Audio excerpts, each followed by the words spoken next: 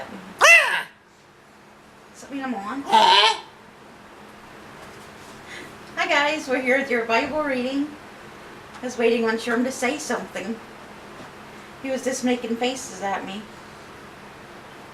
Just trying to make him talk. We hope you guys are having a good day. Stop it. Quit mocking me. You sit down and behave. Are you going to follow along today, Sherm? Then you sit down and be good. Yes. Sit down and behave. Now.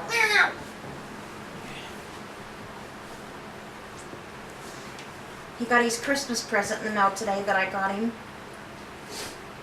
And I let him have it early, since I didn't have any more wrapping paper to wrap it up anyways. Show everybody what you got, Sherm. They can't see it. Bring it over here. Did I just hear the camera click? No, it's just my bones. Oh.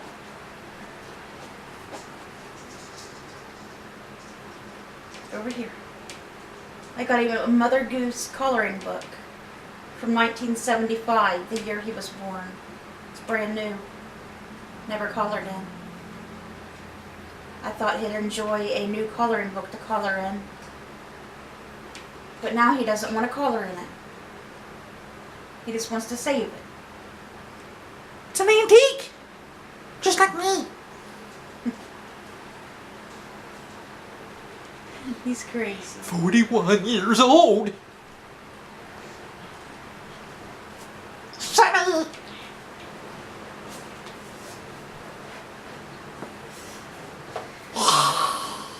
Behave.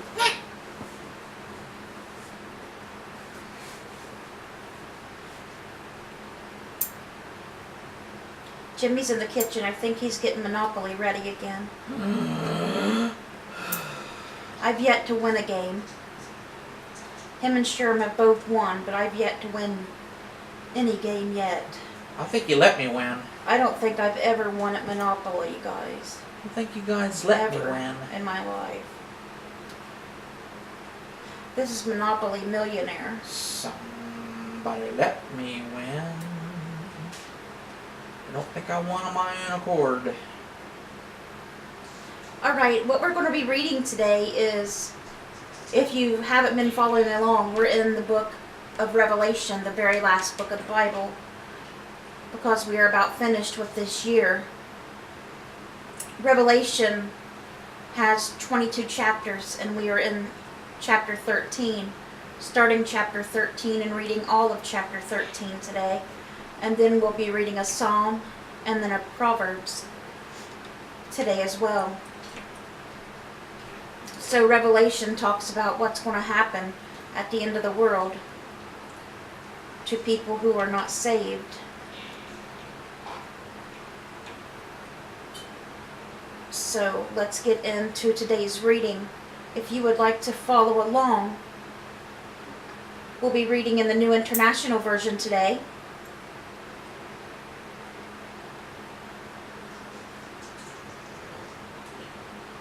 And let's get started.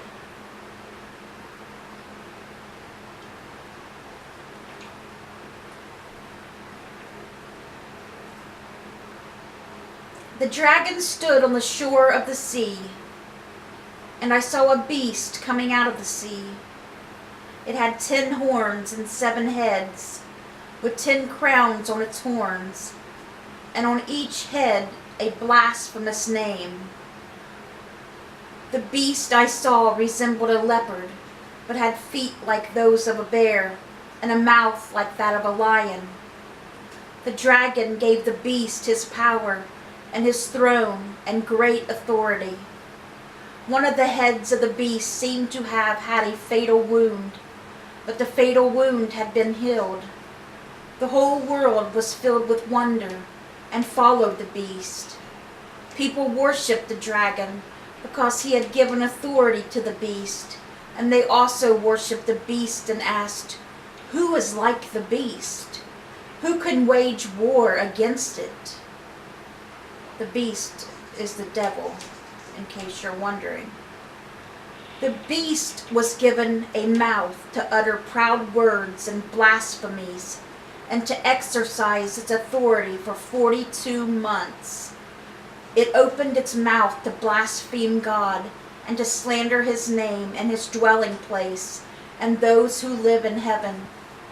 It was given power to wage war against God's holy people and to conquer them. And it was given authority over every tribe, people, language, and nation. All inhabitants of the earth will worship the beast, all whose names have not been written in the Lamb's book of life. That means all the people who have not been saved. The Lamb who was slain from the creation of the world. The Lamb who was slain, being Jesus, of course. Whoever has ears, let them hear. If anyone is to go into captivity they will go. If anyone is to be killed with the sword they will be killed. This calls for patient endurance and faithfulness on the part of God's people. Then I saw a second beast coming out of the earth. It had 2 horns like a lamb, but it spoke like a dragon. It exercised all the authority of the first beast on its behalf, and made the earth and its inhabitants worship the first beast, whose fatal wound had been healed. And it performed great signs, even causing fire to come down from heaven to the earth in full view of the people. Because of the signs it was given power to perform on behalf of the first beast, it deceived the inhabitants of the earth. It ordered them to set up an image in honor of the beast, who was wounded by the sword and yet lived. The second beast was given power to give breath to the image of the first beast, so that the image could speak and cause all who refused to worship the image to be killed. It also forced all people, great and small, rich and poor, free and slave, to receive a mark on their right hands or on their foreheads, so that they could not buy or sell unless they had the mark, which is the name of the beast or the number of its name. This calls for wisdom. Let the person who has insight calculate the number of the beast, for it is the number of a man. That number is 666. That is the number of the devil.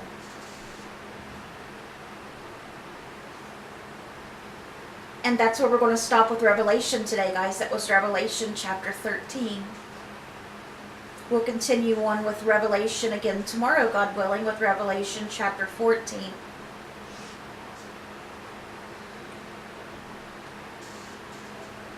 But anyone who gets that mark of the beast, when all this takes place, will not make it to heaven.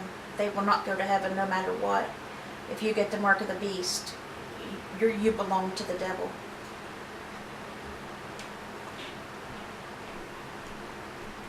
And 666 is the devil's number. That is his mark.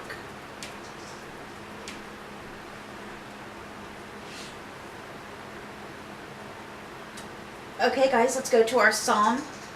Our psalm today is Psalm 141, a psalm of David. You know, David's psalms are my favorite. I absolutely love David's psalms. I think they're so beautiful. I call to you, Lord. Come quickly to me. Hear me when I call to you. May my prayer be set before you like incense. May the lifting up of my hands be like the evening sacrifice. Set a guard over my mouth, Lord. Keep watch over the door of my lips. Do not let my heart be drawn to what is evil, so that I take part in wicked deeds. Along with those who are evildoers, do not let me eat their delicacies. Let a righteous man strike me, that is a kindness. Let him rebuke me, that is oil on my head.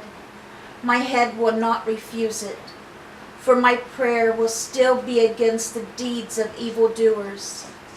Their rulers will be thrown down from the cliffs, and the wicked will learn that my words were well spoken. They will say, as one plows and breaks up the earth, so our bones have been scattered at the mouth of the grave. But my eyes are fixed on you, sovereign Lord. In you I take refuge. Do not give me over to death. Keep me safe from the traps set by evildoers, from the snares they have laid for me. Let the wicked fall into their own nets, while I pass by in safety. And that was a Psalm of David, Psalm 141. That was our psalm for today. And our Proverbs for today is Proverbs chapter 30, verses 18, 19, and 20. There are 3 things that are too amazing for me, 4 that I do not understand.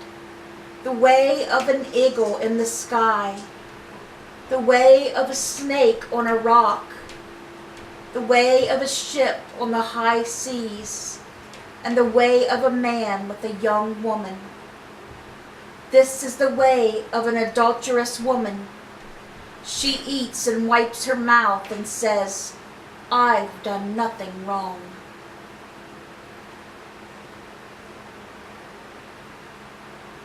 And that was Proverbs chapter 30, verses 18, 19, and 20. Okay, guys, that was our Bible reading. I hope it touched your guys' hearts.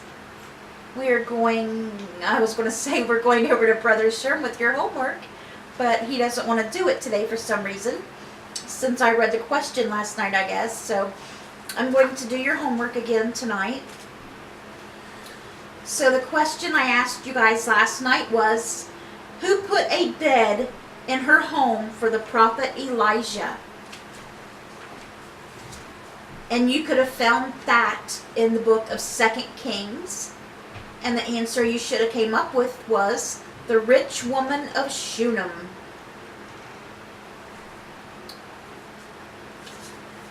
And the homework question that I picked up for you guys tonight is an easy one. Who in the Bible was famous as an eater of locusts? Who was famous for eating locusts?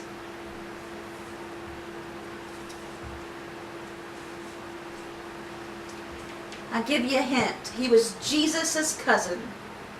He was the one that baptized Jesus in the Jordan River. Why don't you just go ahead and just blurt out the answer? No, I'm not going to blurt out the answer, and you can find that answer in the first book of the New Testament, which is the book of Matthew. And to give you a better hint, you can find it in chapter 3, verse 4 of Matthew. Just go ahead and just give me the answer. No, I'm not giving the answer. All right, let's get out our prayer books, guys. What's the time, Sherm? 14. All right, let's get out our prayer books. We need to keep the following people in prayer. We need to keep Amy Slayton in prayer. She's sick right now. We need to keep Barb Post in prayer. I don't know if she's still in the nursing home or if she's home, but she's sick and she's on dialysis. Her kidneys are bad. She's got diabetes really bad. Please keep Annie West's Aunt Pam in your prayers. She was sent home from the hospital to hospice.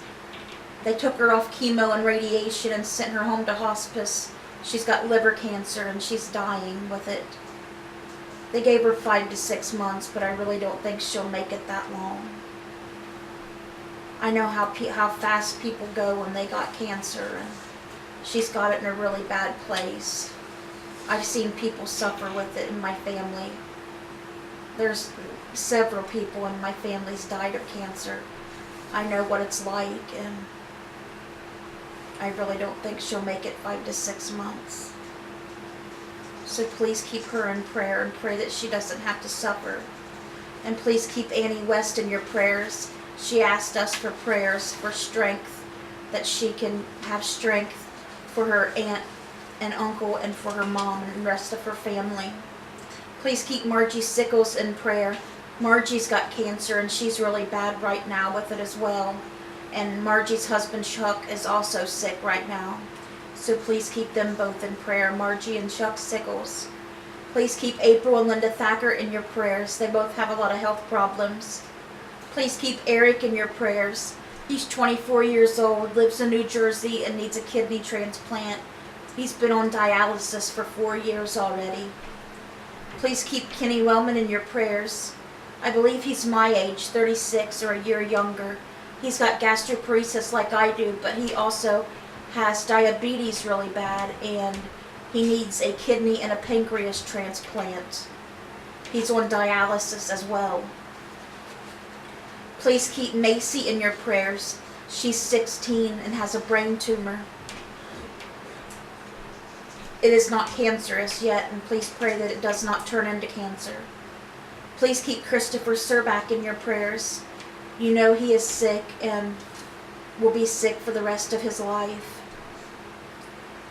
Please keep Miranda Caverly in your prayers. She's got Crohn's disease and suffers with it a great deal. And please keep her husband Jeremy in your prayers as well. Please keep Eddie Clary in your prayers. He had a heart attack recently. Please keep Ramona Henry in your prayers. She's on a wound vac still, where she was in a hospital from a spider bite and almost died from septic shock. Because she's got diabetes really bad as well, so she's still healing from that. Please keep Zach in your prayers. Zach needs prayers just to be able to swallow and talk again. Please keep Patty Haynes, Sherm's mom, in your prayers. She needs a lot of prayers. She's got a lot of health problems, and we pray for her and Sherm's relationship to get better. Please pray for Sherman Crabtree. Sherm's got a lot of health problems and has a lot of doctor's appointments coming up. Please pray for Tater. He's got a big health issue going on. And Luann, his mom, has got her own health issue going on. Plus being worried about her son, Tater, and Bridget and the rest of her family. Please keep them in prayer. Please pray for Shannon and her little son, Giovanni. Giovanni's got a terrible rare illness, and he really needs God's healing touch. And his mom, Shannon, needs prayers for strength and comfort. Please pray for Debbie Lee. She's got a lot of health problems. Please pray for Rhonda Karshner. She has a lot of health problems. Please pray for all the homeless people and animals all the time, but especially at this time of year in the winter when it's really cold outside. Please pray that they have a warm meal to eat and have somewhere warm to go to sleep, or at least to get out of the cold for a little while. Please pray for Doris Thompson. She has a lot of health problems and has a lot of stress in her life. Please pray for Cindy Welsh. She has health problems. Please pray for Jayla. Jayla is trying to get water to villages in Africa. God bless her heart, and please pray that she is successful in doing so. Please pray for Dora Carper. She is a widow and lives alone. Please pray for Roy and Lori Mollett. They both have a lot of health problems. Please pray for Sandy, that she has a good night at work and has a good Christmas with her family. Please pray for Abby Myers. Please pray for Jimmy Myers. Please pray for Mindy Gallimore and Melody Ramey, that they both find God in their lives. Please pray for Sarah Gillum. She has a lot of health problems. And please pray for Tammy Ashworth. She has a lot of health problems and goes through a lot in her life as well. And that is our prayer requests, guys. They are all the same. We haven't got any new ones. They're all the same. So,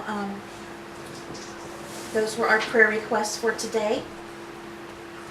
As always, I recommend writing them down because it's easier to remember them if you write them down. I keep mine in a little book. Share my time. 20. Alright guys, so that is it for today. I hope you guys have a great rest of your night. Let's bring those souls to Jesus, and God willing, we'll see you guys again tomorrow with another Bible reading. Bye guys. God bless.